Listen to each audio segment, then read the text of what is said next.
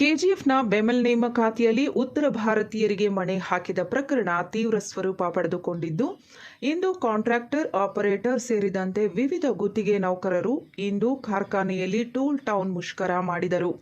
ಹಲವಾರು ವರ್ಷಗಳಿಂದ ಇಲ್ಲಿ ಕೆಲಸ ಮಾಡುತ್ತಿದ್ದರು. ಸಿಎಂಡಿ ನಮ್ಮ ಮಾತಿಗೆ ಕಿವಿಗೊಡದೆ ಬೇರೆ ರಾಜ್ಯದವರಿಗೆ ನೇಮಕ ನೀಡಿದ್ದಾರೆ. ನ್ಯಾಯಾಲಯದಲ್ಲಿ ಕಾಂಟ್ರಾಕ್ಟರ್, ಆಪರೇಟರ್ಸ್ ಪರವಾಗಿ ಹೈಕೋರ್ಟ್ ಆದೇಶ ಇದ್ದರೂ ಆಡಳಿತ ಮಂಡಳಿ ನಮಗೆ ನ್ಯಾಯ ನೀಡಿಲ್ಲ. ಈ ಬಗ್ಗೆ ನಾವು ನೀಡಿದ ಪತ್ರಕ್ಕೆ ಆಡಳಿತ ವರ್ಗ ಬೆಲೆ ಕೊಟ್ಟಿಲ್ಲ. ಈಗ ನಮಗೆ ಬಿಟ್ಟು ಉತ್ತರ ಭಾರತೀಯರನ್ನ ಇವತ್ತು ನೇಮಕಾತಿ ಮಾಡಿಕೊಂಡಿದ್ದಾರೆ. 20 ವರ್ಷದಿಂದ ಕಂಪನಿಯ ಉತ್ಪಾದನೆಗೆ ಹೆಗಲು ನೀಡಿದ ಸ್ಥಳೀಯ ಕಾರ್ಮಿಕರನ್ನು ಕಡೆಗಣಿಸಲಾಗುತ್ತಿದೆ. ಸುಮಾರು 2500 ಗುತ್ತಿಗೆ ಕಾರ್ಮಿಕರಿಗೆ ಮಣೆ ಹಾಕದೆ ನ್ಯಾಯಾಲಯದ ಆದೇಶವನ್ನು ಸಹ ಕಡೆಗಣಿಸಿದ್ದಾರೆ ಎಂದು ಮುಖಂಡರು ಆರೋಪಿಸಿದ್ದಾರೆ. ಮೊದಲನೇ ಶಿಫ್ಟ್ಗೆ ಹೋಗಿದ್ದ ಕಾರ್ಮಿಕರು ಮೊದಲನೇ ಅವಧಿ ಮುಗಿದಿದ್ದರೂ ಸಂಜೆಯವರೆಗೂ ಹೊರಗೆ ಬಾರದೆ ಮುಷ್ಕರ ಆರಂಭಿಸಿದ್ದಾರೆ. ಆತ್ಮೀಯ ಬಂಧುಗಳೇ, ಕೆಜಿಎಫ್ ನಾಗರಿಕ ದಲಿತರೇ, ಕಾರ್ಮಿಕ ಬಂಧುಗಳೇ, daily travellers, auto union association, market association, private bus association, ಇನ್ನೂ ಕೆಲವು ಎಲ್ಲ ಕನ್ನಡ ಸಂಘಟನೆಗಳು ಮತ್ತು ಎಲ್ರಿಗೂ ಈ ಒಂದು ಸಂದರ್ಭದಲ್ಲಿ ಈ ಬೆಮೆಲ್ ಕಾರ್ಖಾನೆಯಲ್ಲಿ ಏನು ನಡೀತಾ ಇದೆ ಅಂತ ನಿಮಗೆ ವಿವರವಾಗಿ ಹೇಳೋಕ್ಕೆ ನಾವು ಇಷ್ಟಪಡ್ತೀವಿ. ಇಲ್ಲಿ ಬಂದು ಕಾಂಟ್ರಾಕ್ಟ್ ಆಪ್ರೇಟರ್ ಅಂತ ನಾವು ಸುಮಾರು 800 ಜನ ITI ಅಪ್ರೆಂಟಿಸು NIC ಮಾಡಿ ಈ ಮಿಷಿನಲ್ಲಿ ಕೆಲಸ ಮಾಡೋರು, ಪ್ರೊಡಕ್ಷನ್ ಕೊಡೋ ಈ ಕಾರ್ಮಿಕರು ಇವಾಗ ಇವ್ರಿಗೆ ಅನ್ಯಾಯ ಆಗಿದೆ. ಯಾಕಂದರೆ 2023 ಸೆಪ್ಟೆಂಬರ್ 27ನೇ ತಾರೀಕು ಒಂದು ರಿಕ್ರೂಟ್ಮೆಂಟ್ ಒಂದು ಬಂದಿದೆ. ಬಂದ ಮೇಲೆ ನಾವು 20 ವರ್ಷದಿಂದ ಈ ಬೆಮೆಲ್ ಫ್ಯಾಕ್ಟ್ರಿಯಲ್ಲಿ ಕೆಲಸ ಮಾಡ್ತಾಯಿದ್ದೀವಿ. ನಮಗೆ ನೀವು ಅಪಾಯಿಂಟ್ಮೆಂಟ್ ಕೊಡಬೇಕಂತ ಒಂದು ವಿನಂತಿ ನಾವು ಇಟ್ಟಿದ್ದೀವಿ. ಮುಂಚೆ ನಟರಾಜನ್ ಸರ್ ಇರುವಾಗ CMD ಅವರು ನಮ್ಮನ್ನೆಲ್ಲ ಕರೆದು ಒಳಗಡೆ ನಿಮಗೆಲ್ಲ ಒಂದು ಫ್ಯೂಚರ್ ಇರುತ್ತೆ, ಅಪಾಯಿಂಟ್ಮೆಂಟ್ ಕೊಡ್ತೀವಿ ಅಂತ ನಮಗೆ ಆಶ್ವಾಸನೆ ಕೊಟ್ಟಿದ್ದಾರೆ. ಆ ಇದರಲ್ಲಿ ಮುಖಾಂತರ ನಾವು ಇಲ್ಲಿ ಕೆಲಸ ಮಾಡ್ತಾಯಿದ್ದೀವಿ. ಸುಮಾರು 20 ವರ್ಷ ಹತ್ರ ನಾವು 20 ವರ್ಷ ಆಗಿದೆ. ಇನ್ನೂ ನಮಗೆ ಏನೂ ಕಾಯಂ ಆಗಿಲ್ಲ. ಯಾಕಂದರೆ ಆವಾಗ ಪ್ರೊಡಕ್ಷನ್ನು ಮಾಡಬೇಕು, ಕಂಪನಿ ಪ್ರೈವೇಟೈಸೇಷನ್ ಆಗುತ್ತೆ, ಆ ಥರ ಒಂದು ಇದು ಅಲ್ಲ. ಇವಾಗ ರಿಕ್ರೂಟ್ಮೆಂಟ್ ಮಾಡೋಕ್ಕಾಗಲ್ಲ, ಮಾಡುವಾಗ ನಿಮಗೆ ಕೊಡ್ತೀನಿ ಅಂತ ನಮಗೆ ಭರವಸೆ ಕೊಟ್ಟಿದ್ದಾರೆ. ಆದರೆ ಇವಾಗ 23ರಲ್ಲಿ ಇವಾಗ ಬಂದಿರೋ CMD ನಮಗೆ ಗೌರ್ಮೆಂಟ್ ಒಂದು ಪಾಲಿಸಿ ಇದೆ, ಪಾಲಿಸಿ ಮೇಲೆ ನಾವು ಹೋಗ್ತೀವಿ, ನಮಗೆ ಕೊಡೋಕ್ಕಾಗಲ್ಲ. ಆಮೇಲೆ ನಾವು ಯೂನಿಯನ್ ಅವರು ಎಲ್ಲ ಅವ್ರಿಗೆ ಎಕ್ಸ್ಪ್ಲೇನ್ ಮಾಡಿದ್ವಿ, ಯಾವ ಥರ ನಾವು ಕೆಲಸ ಮಾಡ್ತಾಯಿದ್ದೀವಿ, ಏನು ಪ್ರೊಡಕ್ಷನ್ನು, ಎಷ್ಟು ವರ್ಷ ಕೆಲಸ ಮಾಡಿದ್ದೀವಿ, ಎಂಪ್ಲಾಯೀಸ್ ಯೂಟ್ವಲ್ ಆಗಿ ಏನು ನಾವು ಎಲ್ಲ ಮಾಡ್ತೀವಿ ಅಂತೆಲ್ಲ ಅವ್ರು ಎಕ್ಸ್ಪ್ಲೇನ್ ಮಾಡಿದ್ಮೇಲೆ ಅವರು ಒಂದು ಮಾತು ಕೊಟ್ಟಿದ್ದಾರೆ. ಏನಂದರೆ ನಾವು ಡೈರೆಕ್ಟರ್ಸ್ ಹತ್ರ ಮಾತಾಡಿಬಿಟ್ಟು ನಿಮ್ಗೆ ಏನಾದರೂ ಒಂದು ಒಳ್ಳೇದು ಮಾಡ್ತೀವಿ ಅಂತ ಅವ್ರು ಬಂದಾಗ ನಾವು ಭೇಟಿ ಮಾಡಿದಾಗ ನಮ್ಗೆ ಹೇಳಿದ್ದಾರೆ. ಆಮೇಲೆ 23ನೇ ವರ್ಷ 27ನೇ ತಾರೀಕು ಸೆಪ್ಟೆಂಬರ್ 2023ಯಲ್ಲಿ ಒಂದು ನೋಟಿಫಿಕೇಷನ್ ಬಂತು. ಆ ನೋಟಿಫಿಕೇಷನ್ ಮೇಲೆ ನಾವು ಇಲ್ಲಿ ಕೆಲಸ ಮಾಡ್ತಾ ಇರೋ ನಾವು ಕಾಂಟ್ರಾಕ್ಟ್ ಆಪ್ರೇಟರ್ಸು ಆ ನೋಟಿಫಿಕೇಷನ್ ಮೇಲೆ ಹೈಕೋರ್ಟಿಗೆ ಚಾಲೆಂಜ್ ಹೋಗಿ ಅದು ಸ್ಟೇ ಮಾಡಿ ಜೂನ್ 21ನೇ ತಾರೀಕು ಜಡ್ಜ್ಮೆಂಟ್ ಬಂದಿದೆ. ಈ ಥರ ಬಂದು ಒಳಗಡೆ ಇರೋರು ಆ ಕ್ವಾಲಿಫಿಕೇಷನ್ ಇದ್ದರೆ ಅವರಿಗೆ ಕನ್ಸಿಡರ್ ಮಾಡಬೇಕಂತ ಹೈಕೋರ್ಟ್ ಆದೇಶ ಕೊಟ್ಟಿದೆ. ಆ ಆದೇಶ ಮೇಲೆ ನಾವು ಯೂನಿಯನ್ ಅವರು ನಮಗೆ ಬಂದು ಕನ್ಸಿಡರ್ ಮಾಡಬೇಕು, ಕೋರ್ಟ್ ಒಂದು ಆದೇಶ ಕೊಟ್ಟಿದೆ, ಅದ್ರ ಮೇಲೆ ನೀವು ಇದು ಪರಿಶೀಲನೆ ಮಾಡಬೇಕು, ನಮಗೆ ಕನ್ಸಿಡರ್ ಮಾಡಿ ಅಂತ ನಾವು ಒಂದು ರೆಪ್ರೆಸೆಂಟೇಷನ್ ಕೊಟ್ಟಿದ್ವಿ, ಲೆಟ್ರ್ ಮ್ಯಾನೇಜ್ಮೆಂಟ್. 1 ತಿಂಗಳು ಬಿಟ್ಟು 1 ತಿಂಗಳು ಕೋರ್ಟ್ ಇದರಲ್ಲಿ ಕೊಟ್ಟಿದ್ದೆ. 1 ತಿಂಗಳಲ್ಲಿ ಇವ್ರಿಗೆ ಏನಾದರೂ ಒಂದು ಕನ್ಸಿಡರ್ ಮಾಡಬೇಕಂತ. 1 ತಿಂಗಳು ಆದಮೇಲೆ ಮ್ಯಾನೇಜ್ಮೆಂಟು 23ರಲ್ಲಿ ಯಾರು ಆದೇಶ ನೋಟಿಫಿಕೇಷನ್ ಮಾಡಿದ್ರು ಅವ್ರನ್ನ ಕರ್ಕೊಂಡು ಬಂದು ಇವಾಗ KGFಲ್ಲಿ BML KGF ಕಾಂಪ್ಲೆಕ್ಸಲ್ಲಿ 50 ಜನ ಇಲ್ಲಿ ಬಂದು ರಿಪೋರ್ಟ್ ಮಾಡೋಕ್ಕೆ ಬಂದಿದ್ದಾರೆ. ಹಂಗಂದರೆ ಇಲ್ಲಿ ಕೆಲಸ ಮಾಡೋರು ಕಾಂಟ್ರಾಕ್ಟಲ್ಲೇ ಕೆಲಸ ಮಾಡ್ತಾ ಇರಬೇಕು. ಇವರು ಆಚೆಯಿಂದ ಎಲ್ಲಿಂದ ಬರೋರಿಗೆ ಇಲ್ಲಿ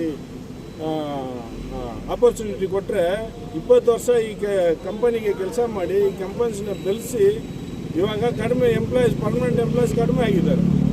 ಸುಮಾರು 4,000, 3,500, 2,500 ಅಂತ ಕಡಿಮೆ ಆಗಿ ಇವಾಗ 800 ಚಿಲ್ಲರೆ ಬಂದಿದೆ, 880 ಚಿಲ್ಲರೆ ಬಂದಿದೆ.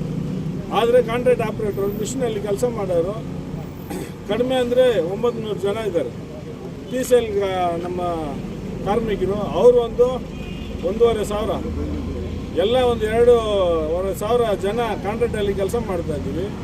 ಅವರಿಗೆ ಒಂದು ಆಪರ್ಚುನಿಟಿ ಕೊಡೋದೆ ಈ ಮ್ಯಾನೇಜ್ಮೆಂಟ್ ಬಂದು ಕೋರ್ಟ್ ಆದೇಶವನ್ನು ಅವರು ಇದು ಮಾಡಿಲ್ಲ. ಕೋರ್ಟಿಗೆ ಇವಾಗ ಕಂಟೆಂಪ್ಟ್ ಆಫ್ ಕೋರ್ಟ್ ಇದು. ಕೋರ್ಟ್ ಏನು ನಮಗೆ ಆದೇಶ ಕೊಟ್ಟಿದೆ ಅದನ್ನು ಇವರು ರೆಸ್ಪೆಕ್ಟ್ ಮಾಡಿಲ್ಲ ಅಂತಲೇ ನಾವು ಹೇಳೋಕ್ಕೆ ಇಷ್ಟಪಡ್ತೀವಿ. ಇದು ಬಂದು ಖಂಡನೆ, ಒಂದು ಕಂಟೆಂಪ್ಟ್ ಆಫ್ ಕೋರ್ಟ್, ಮತ್ತು ನಾವು ಖಂಡಿಸ್ತೀವಿ ಇದನ್ನು. ಈ ಮ್ಯಾನೇಜ್ಮೆಂಟ್ ಕೂಡಲೇ ಬಂದು ಈ ವಿಚಾರವನ್ನು ಕರೆದು ಮಾತಾಡಿ ಒಳ್ಳೆ ಕೆಲಸ ಮಾಡೋರಿಗೆ ಒಂದು ಕಾಯಂ ಆಗೋಕ್ಕೆ ಕೆಲಸ ಮಾಡಬೇಕಂತ ಒಂದು. ಇನ್ನೊಂದು, ಇವತ್ತು ಬೆಳಗ್ಗೆಯಿಂದ ಹೊರಗಡೆ ಫಸ್ಟ್ ಶಿಫ್ಟ್ ಹೋಗಿರೋ ಕಾರ್ಮಿಕರೆಲ್ಲ ಬಂದು ಹೊರಗಡೆನೇ ಕೂತಿದ್ದಾರೆ. ಈ ವಿಷಯ ಒಂದು ಇದು ಮಾಡಬೇಕು, ನಮಗೆ ಆದೇಶ ಬರಬೇಕಂತ ಹೇಳಿ ಎಲ್ಲ TCL ಕಾರ್ಮಿಕರು, ಕಾಂಟ್ರಾಕ್ಟ್ ಆಪ್ರೇಟ್ರು, ಸಬ್ ಕಾಂಟ್ರಾಕ್ಟು ಎಲ್ಲರೂ ಕಾಂಟ್ರಾಕ್ಟಲ್ಲಿ ಯಾರ್ಯಾರೆಲ್ಲ ಇದ್ದಾರೆ ಪರ್ಮನೆಂಟ್ ಎಂಪ್ಲಾಯ್ ಬಿಟ್ಟು ಎಲ್ಲನೂ ಈ ಹೋರಾಟಕ್ಕೆ ಮುಂದಾಗಿದ್ದಾರೆ. ಒಳಗಡೆ ಬೆಳಗ್ಗೆ 7:30 ಇಷ್ಟೊತ್ತುವರೆಗೂ ಇನ್ನೂ ಕೂತಿದ್ದಾರೆ. ಏನು ಮಾತುಕತೆ ಮಾಡಿಲ್ಲ, ಟೈಮ್ ಇಲ್ಲ ಈ ಥರ ಅಂತ ಹೇಳ್ತಾ ಇದ್ದಾರೆ. ಟೈಮ್ ಕೊಡೋದು ಎಲ್ಲ 6 ತಿಂಗಳು ಟೈಮ್ ಕೊಟ್ಟಿದ್ದೀವಿ. ಆದರೆ ವೇಜ್ ಡಿವಿಷನ್ನು ನಾವು ಹೋರಾಟ ಮಾಡಿ 13 ಲೆಟ್ರ್ ಕೊಟ್ಟಿದ್ದಾರೆ. ಅದ್ರ ಮೇಲೇ ಏನು ಇವ್ರು ಕ್ರಮ ತಗೊಂಡಿಲ್ಲ. ಎಲ್ಲ ಒಳಗಡೆ ಕೂತಿದ್ದಾರೆ. ಇದಕ್ಕೆ ಏನಾದರೂ ಒಂದು ಉತ್ತರ KGF ಜನರು ನಮಗೆ ಸಹಕಾರ ಮಾಡಬೇಕು. ಈ ಹೋರಾಟಕ್ಕೆ ಸಪೋರ್ಟ್ ಮಾಡುವ. ನಾವು ಏನು ಹೋರಾಟ ಮಾಡ್ತೀವೋ ಈ ಊರು ನಾವಿದ್ರೇ ಈ ಊರು, ಈ ಫ್ಯಾಕ್ಟ್ರಿ ಇದ್ರೇ ನಾವು ಅಂತ ನಾವು ಹೇಳ್ತೀವಿ. ಅದೇ ರೀತಿಯಲ್ಲಿ HNB ಅಲ್ಲೂ ಈ ಹೋರಾಟ ನಡೀತಾ ಇದೆ, RCT ಅಲ್ಲೂ ಈ ಹೋರಾಟ ನಡೀತಾ ಇದೆ, HFP ಅಲ್ಲೂ ಈ ಹೋರಾಟ, ಎಲ್ಲ ಅಲ್ಲಲ್ಲೇ ಕೂತಿದ್ದಾರೆ. ಈಗ ಮ್ಯಾನೇಜ್ಮೆಂಟ್ ನಿಮ್ಮ ಹತ್ರ ಮಾತಾಡೋಕ್ಕೆ ಬರುತ್ತಾ ಇಲ್ಲ ಅಂದರೆ ನೀವು ನೆಕ್ಸ್ಟ್ ಮುಂದಿನ ಹೋರಾಟ ನಿಮ್ದು ಹೆಂಗಿರುತ್ತೆ? ಮುಂದೆ ನಾವು ಎಷ್ಟು ದಿವಸ ಆದ್ರೂ ನಾವು ಕಂಟಿನ್ಯೂ ಆಗ್ತೀವಿ. ನಮ್ಮ ಮನೆಯಲ್ಲಿ ಇವಾಗಲೇ ಎಲ್ಲ ಮನೆಯಲ್ಲಿಂದ ಫೋನ್ ಮಾಡ್ತಾ ಇದ್ದಾರೆ. ಹೋಗಿರೋರು ಏನು ಫೋನ್ ಇಲ್ಲ, ಏನಿಲ್ಲ, ಎಲ್ಲೂ ಹೋಗಿದ್ದಾರೆ, ಕೆಲಸ ಮಾಡಿದ್ರೆ ಎಲ್ಲ ಆಗಿದೆ, ಎಲ್ಲ ಒಂದು ನರ್ವಸ್ ಆಗಿದ್ದಾರೆ ನಮ್ಮ ಮನೆಯಲ್ಲಿ ಇರೋರು.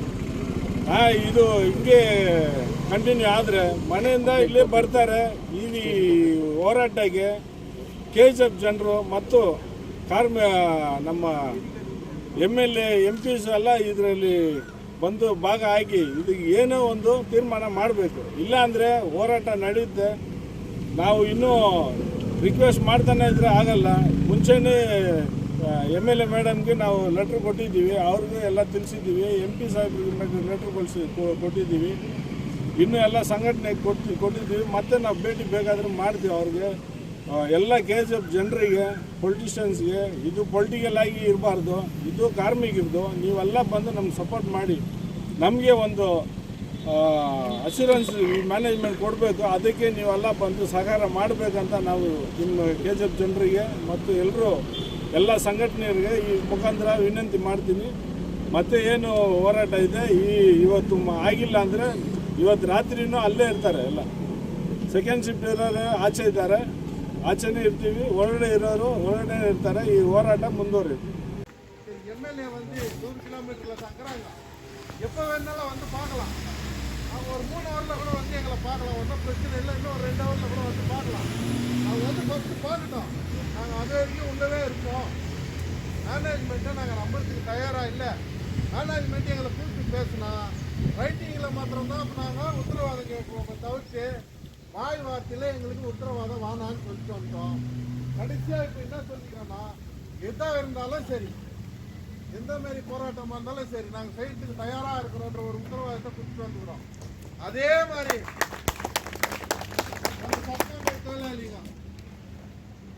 நம்ம தொழிலாளிங்க எல்லாரும் ஒற்றுமையாக இருந்து கண்டிப்பாக சப்கான்ட்ராக்டருங்க கோஆப்ரேட் பண்ணி எங்கள் கூட நிற்கிறதுனால உங்களுக்கு நாங்கள் கண்டிப்பாக பின்னாடி நிற்போன்னு இந்த நேரத்தில் நான் உறுதி கொடுக்குறேன். அதே சமயம் இது வந்து வெறும் நம்மளுக்கான போராட்டம் இல்லை, நம்ம ஊருக்கான போராட்டம் இது வரையும் பெம்மலுக்கான போராட்டம் ஒண்டி நினைச்சிடாதீங்க. இது நம்ம ஊருக்கான போராட்டம். இன்னைக்கு நம்ம வழி வச்சுட்டு போனா தான் நாளைக்கு பின்னாடி நம்ம சங்கதிங்க வந்து வேலை செய்யறதுக்கு முக்கியமா அதுல நீங்க ஒரு இதா இருக்கணும். நம்ம சங்கதிங்க வேலை செய்யணும். நம்ம முன்னோர்கள் எப்படி வேலை செஞ்சாங்களோ அதே மாதிரி நம்மளுக்கு பின்னாடி இருக்கிறவங்களும் இது உள்ள வேலை செய்யணும். இந்த குறிக்கோளோட இப்ப போராடுகிறோம். இந்த போராட்டம் தொடரும்.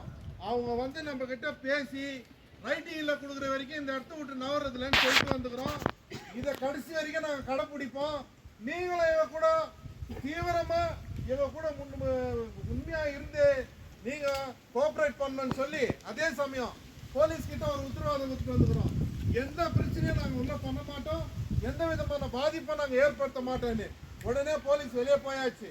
ஸோ அதை நீங்களும் கடைப்பிடிக்கணும். தயவு செய்து அவங்க ஷாப்ல அவங்கவுங்க போய் தயவு செய்து எங்கேயும் நிற்காதீங்க. அவங்கவுங்க ஷாப்ல அவங்கவுங்க செட்டில் ஆகுங்க. படுக்கிறதுக்கு இடம் பாருங்க.